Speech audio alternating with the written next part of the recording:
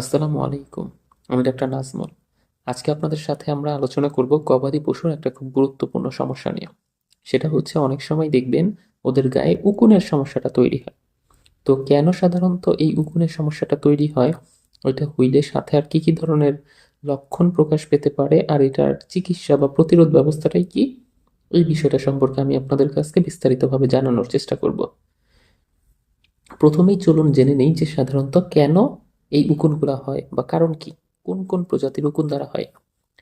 গবাদি পশুতে সাধারণত আপনারা যে উকুনের সমস্যাটা দেখেন, এটা কিন্তু আমরা বলতে পারি এখানে কয়টা, এক দুই, এখানে অনেক ধরনের হইতে পারে। এখন যদি স্পেসিফিক ভাবে তো বলা যায় না। যেমন ধরেন যে হেমাটোপিনাস নামক এক ধরনের প্রজাতি আছে, তারপরে হচ্ছে সোলেনোপটাস নামক এক ধরনের আছে, ড্যামালিনিয়া নামে আছে, ফলিকোলা নামে আছে, এরকম বিভিন্ন ধরনের নামে বিভিন্ন প্রজাতি আছে। এই ভিন্ন ভিন্ন প্রজাতিগুলো যখন হচ্ছে চামড়ার উপরে গিয়ে অ্যাটাক করে, তখনই সেটাকে আমরা উকুনের সমস্যা বলি। এখন এর মধ্যে কিন্তু কোনোটা আছে একটু বেশি সিভিয়ার লেভেলে মারাত্মক, আর কোনোটা আছে একটু কম সিভিয়ার লেভেল মারাত্মক। এবার চলুন, তাহলে তো বুঝলাম যে কোন কোন প্রজাতি দ্বারা সাধারণত হচ্ছে এই উকুনের সমস্যাটা তৈরি হইতে পারে। এরপরে চলুন আমরা আরেকটা বিষয় জেনে নেই, সেটা হচ্ছে কি কি ধরনের লক্ষণ প্রকাশ পেতে পারে। প্রাইমারি মানে একদম প্রথম দিকে যদি লক্ষণগুলো আপনি আমাকে বলতে বলেন, তাহলে আমার অভিজ্ঞতায় দেখছি প্রথম দিকে শুধু উকুনই থাকে, সেরকম আহামরি কোনো লক্ষণ প্রকাশ পায় না। কিন্তু তারপরেও যদি মালিক সচেতন না হয়, পুরা বডিতে যদি উকুনের পরিমাণ আরো অনেক বেশি বেড়ে যায়, তখন আস্তে আস্তে বিভিন্ন ধরনের লক্ষণ প্রকাশ পায়। যেমন ধরেন কি কি লক্ষণ হতে পারে।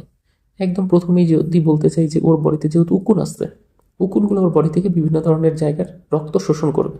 এখন রক্ত শোষণ করতে গিয়ে ছিদ্র করবে, তখনই দেখবেন যে চামড়ার ওই জায়গাগুলো ফুলে গেছে। এরপরে দেখবেন ওই জায়গাটা একটা চুলকানির মতো তৈরি হয়েছে। যখন চুলকানির মতো তৈরি হয়েছে, ও জিহ্বা দিয়ে চাটবে, ওই জায়গাটা কোনো একটা বস্তুর সাথে ঘষবে। এখন ওই জায়গাটা যখন কোনো একটা বস্তুর সাথে ঘষতেছে, তখন ওই জায়গার চামড়া বা লোম এগুলো সব উঠে যাবে, এবং আস্তে আস্তে ওর পুরো বডিরই লোম ঝরতে থাকবে। এটা খুবই কমন।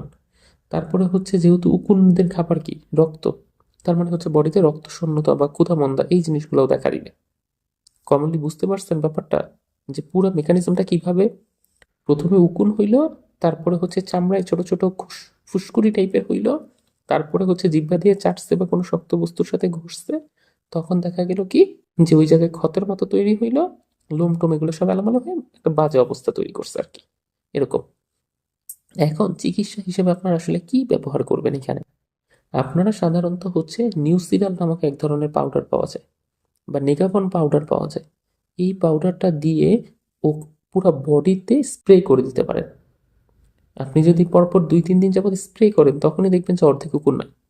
আর এটা যদি 3 সপ্তাহ এরকমভাবে কন্টিনিউ করেন, তারপরে প্রথম 3 দিন টানা, তারপর সপ্তাহে একবার করে এরকম 3 থেকে 4 সপ্তাহ কন্টিনিউ করলে আস্তে আস্তে দেখবেন যে আর থাকে না।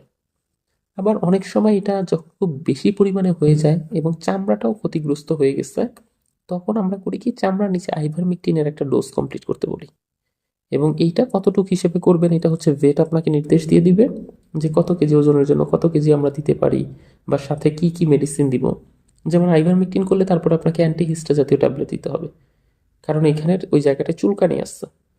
ওই অ্যান্টিহিস্টার ডোজটাও হচ্ছে নির্ভর করবে কি পরিমাণ জায়গায় এই কোনগুলো আসছে, কতটা বেশি পরিমাণে আসছে, চামড়ায় কি খুব বেশি জায়গায় চুলকানি নাকি অল্প জায়গায় চুলকানি, এরকম। আর আরেকটা বেসিক মেকানিজম আমরা জানি, যেটা হচ্ছে জিঙ্ক আর ভিটামিনের সিরাপ দিতে হয়। এটা চামড়ার উজ্জ্বলতা বাড়াইতে আরো সহায়তা করে। তো এই বিষয়গুলো নিয়ে একটা প্রপার যে প্রোটোকল আছে, এটা যখন আপনি আপনার চিকিৎসকের সাথে যোগাযোগ করবেন, তখন সে আপনাকে ডিসাইড করে দিবে, এবং আপনি ওই মতো করলে দেখবেন যে আস্তে আস্তে আপনার পশুটা সুস্থ হয়ে যাইতেছে। আরেকটা ব্যাপার যেটা, যে প্রতিরোধ করার উপায় কি। প্রতিরোধ করার উপায় হচ্ছে মাঝে মধ্যেই ওই নেগাবন পাউডারটাকে স্প্রে করে দিবেন। তখন দেখবেন যে আর উকুন বা আঠালি এ জাতীয় কোনো কিছুই আসতেছে না। আর পশুর শরীরের ত্বকটাকে একটু প্রত্যেকদিন দেখার চেষ্টা করবেন, যে কোথাও ফেটে গেছে কিনা। প্রাইমারি স্টেজে যদি অল্পতেই ট্রিটমেন্ট করেন, তাহলে এটা আর পুরো বডিতে ছড়াইতে পারে না।